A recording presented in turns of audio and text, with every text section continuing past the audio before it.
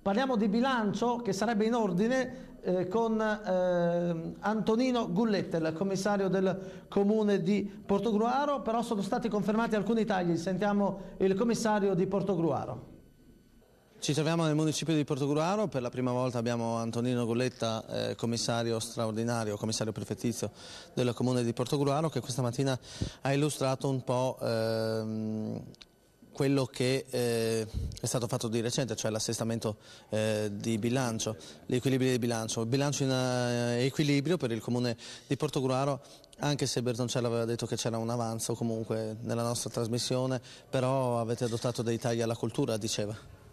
No, allora abbiamo fatto l'operazione di equilibrio del bilancio, che è un adempimento obbligatorio che bisognava concludere entro il 30 di settembre, e su questa base abbiamo verificato che le posizioni contabili dell'ente dal punto di vista delle entrate erano già praticamente in equilibrio, mentre invece dal punto di vista delle spese siamo dovuti intervenire per eliminare spese non obbligatorie, fra cui quelle anche per la realizzazione di eventi, contributi per manifestazioni eccetera, a causa di un aggravamento delle spese per i consumi energetici, in quanto la bolletta arrivata al comune si è rivelata oltre a quelle che erano state le previsioni. Quindi per fronteggiare questo e riassicurare gli equilibri del bilancio come ci chiedeva l'adempimento di legge, siamo stati costretti ad azzerare questo capitolo di spesa. Per quanto riguarda l'avanzo d'amministrazione, non è sede di oggetto dell'equilibrio di bilancio. L'equilibrio di bilancio, ripeto,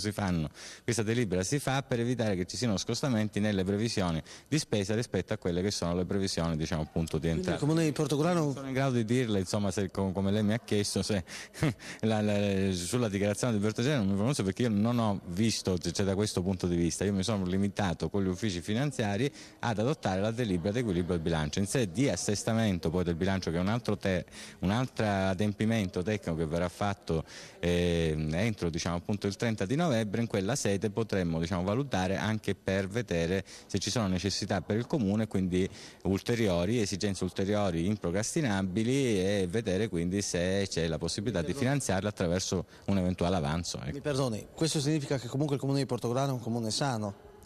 Il comune di Portogruaro è virtuoso, ha il bilancio in equilibrio, perché abbiamo adottato la quindi è il bilancio in ordine. E quindi è il bilancio in ordine. Ci mancherebbe, se non avesse il bilancio in ordine, sarebbe stato commissariato già per altri motivi, non per quelli per cui è stato commissariato.